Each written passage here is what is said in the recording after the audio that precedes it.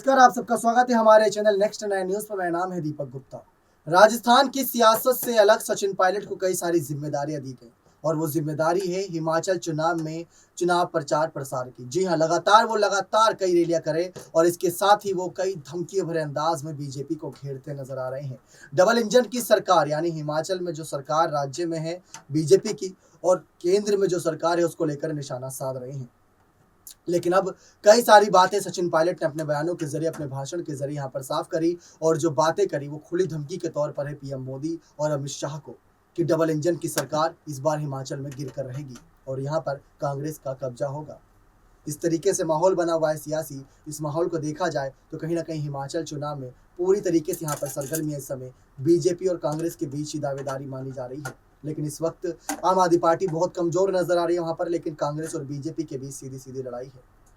लेकिन आप पायलट का वो भाषण सुने जो आज उन्होंने पूरा बयान दिया, करीब 10 से 12 मिनट का ये भाषण आप देखेंगे, सुनेंगे, समझेंगे तो आप समझेंगे कि आखिर पायलट कहना क्या चाह रहा है। उन्होंने धमकियां उस अंदाज में नहीं, उन्होंने निशानेबाजी उस अंदाज में नहीं जो विपक्ष करता है। उन्होंने आर्थिक मुद्दों को लेकर निशानेबाजी करी और बड़े ही प्यार और बड़े ही विनम्र तरीके से करी। देखिए उनका ये पूरा भाषण।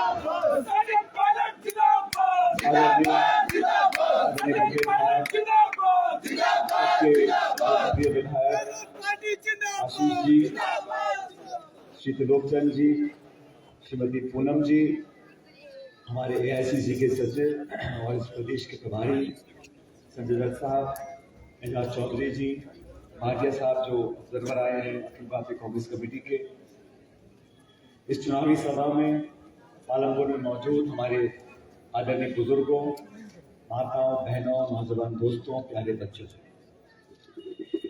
आज हम सब आपके बीच में आशीष जी के लिए वोट मांगने के लिए आए हैं। आपने इनको, इनके परिवार को बहुत लंबे समय से असीम प्रेम और प्यार दिया, अनेकों बार यहाँ से विधायक बनाया और मुझे कहते हुए फक्र है कि आशीष जी ने, के पिताजी ने, इनके परिजनों ने पीढ़ियों तक इस इलाके की, इस क्षेत्र की सेवा भी करी है। इनको बहुत योगदान इनका रहा है इस इलाके के विकास में। पिछली बार आपने इनको जिताकर भेजा और विपक्ष में रहने के बावजूद भी आपके विकास की गति को इन्होंने कम नहीं होने दिया। ऐसे नौजवान विधायक को दोबारा सोनिया गांधी जी ने, राहुल गांधी जी ने, सबने मिलकर आपके बीच भेजा है, दोबारा आशीर्वाद देने के लिए भेजा है और मुझे आज यहाँ मौका मिला है आपसे अपनी मन की बात करने का। दोस्तों, हिमाचल प्रदेश की जो चुनाव चल रहे हैं, पूरे देश की नजर आज आप सब लोगों पर है, क्योंकि हिमाचल के जो परिणाम आएंगे 8 तारीख को, वो पूरे देश में लोग देखेंगे कि जिन लोगों को आपने ताकत दी है प्रदेश में, उन्हीं लोगों को ताकत आपने दिल्ली में दी है। कोई कारण नहीं है कि मुख्यमंत्री बोले हमारे पास पैसे कम थे, हमको परमिशन नहीं मिली, हमको संसाधन कम पड़ गए। तो ऐसा क्या कारण है कि प्रधानमंत्री, मुख्यमंत्री, केंद्र की सरकार, राज्य की सरकार मिलकर भी लोगों के जीवन को बेहतर बनाने की बजाय लगातार उनको कठिनाइयां देने का काम कर रहे हैं और सिर्फ भाषण से जीवन किसी का बेहतर नहीं होता। आज महंगाई इस देश में इतनी बढ़ गई है कि जो मध्यम वर्ग का आदमी है या जो एक घर परिवार में जिसके 2 बच्चे हैं, उसकी महीने की तनख्वाह 20-25 हजार रुपए है, वो बच्चों का पेट नहीं पाल पा रहा है। उसको बच्चों की स्कूल की यूनिफॉर्म, किताब, कपड़े, खाद पीने का सामान जो भी है, वो 20-25 हजार रुपए में अपना परिवार नहीं चला पा रहा है। जो लोग पहले फल खरीदा करते थे नहीं खरीद पा रहे हैं। ऐसे लोगों को राहत की बजाय इस सरकार ने दोहरी मार पड़ी है। कोरोना काल आया, लॉकडाउन हुआ, उससे पहले नोटबंदी कर दी, अर्थव्यवस्था बिल्कुल चरमरा गई है। आज 1100-1200 रुपए का गैस का सिलेंडर है, 100 रुपए का पेट्रोल और डीजल, 100 रुपए लीटर पेट्रोल और डीजल हो गया। खाने के सामान, चीनी, गुड़, शक्कर, चाय, तेल, कुछ भी ले लो बाजार में, सब आसमान छू गए।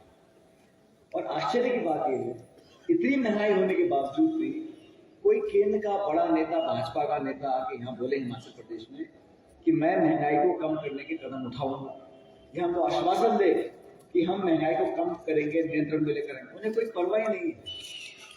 ना तो नौकरी देने की परवाह है, ना महंगाई कम करने की परवाह है, ना उद्योग लगाने की परवाह है।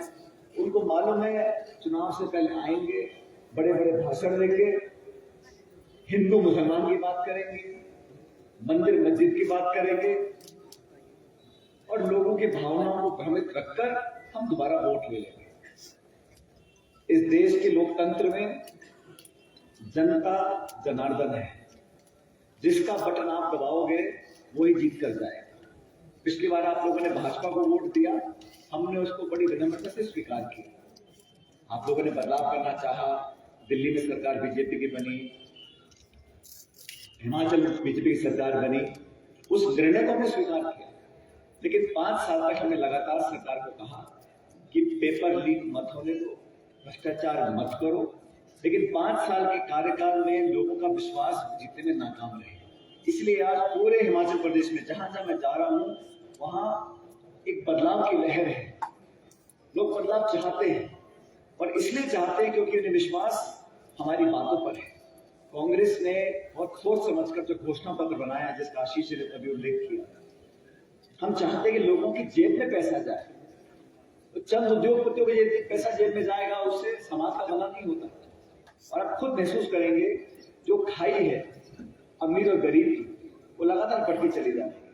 जो अमीर थे आज इतने अमीर हो गए हैं कि उनके पास दौलत गिनने का टाइम नहीं है। उनको समझ में नहीं आ रहा कि पैसा कहां से बरस रहा है। लेकिन ऐसे बहुत कम लोग हैं, और जो गरीब लोग थे वो गरीबी के कगार पे लगातार पीछे होते चले जा रहे हैं। जब मनमोहन सिंह जी प्रधानमंत्री थे, उनके साथ मुझे काम करने का मौका मिला। साथियों, 10 साल के कार्यकाल में 14 करोड़ लोगों को हमने गरीबी रेखा से ऊपर लेकर हम लोग आए।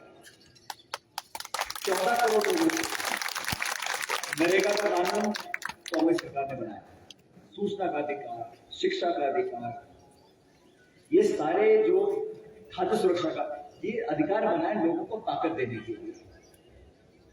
हमने कानून बनाए जनता की जेब में पैसा कैसे पहुंचे। देखा आप सभी ने किस तरीके से सचिन पायलट ने यहाँ पर जो बातें रखी है अपने आप में लाजमी है। लेकिन अब बात की जाए सचिन पायलट की इन्हीं सब बातों को लेकर तो चर्चाएं होती रहती है समय समय पर। अब चर्चा इस बात की भी हो रही है कि अगर हिमाचल चुनाव में इस बार कांग्रेस पार्टी कुछ अच्छा कर देती है तो प्रियंका और पायलट को क्या बड़ी जिम्मेदारियां पार्टी में मिलती नजर आएंगी। अगर मिलती है तो ये देखना दिलचस्प होगा कि वो जिम्मेदारी क्या होती है। सचिन पायलट को राजस्थान से बहुत उम्मीद है, लेकिन हिमाचल चुनाव में उन्हें एक्टिव किया गया, पर्यवेक्षक के तौर पर उन्हें उतारा गया। नड्डा ने भी कई सारी रैलियां करी और अमित शाह भी रैलियां कर रहे हैं, केजरीवाल भी रैलियां कर रहे हैं, लेकिन पायलट के इन रैलियों को बहुत ज़्यादा यहाँ पर सियासी पैमाने पर देखा जा रहा है, जिस तरीके से यहाँ पर पायलट को लेकर चर्चाएं हो रही हैं। अब देखना दिलचस्प होगा कि आने वाले वक्त में क्या यही निशानेबाजियां राजस्थान की सत्ता में भी पायलट पीएम मोदी पर ही साधेंगे या अपने खेमे पर साधेंगे या कांग्रेस पार्टी के विधायकों पर साधेंगे। देखना दिलचस्प होगा। बने रहिए चैनल के साथ ऐसी और तमाम जानकारियों के लिए बहुत बहुत धन्यवाद।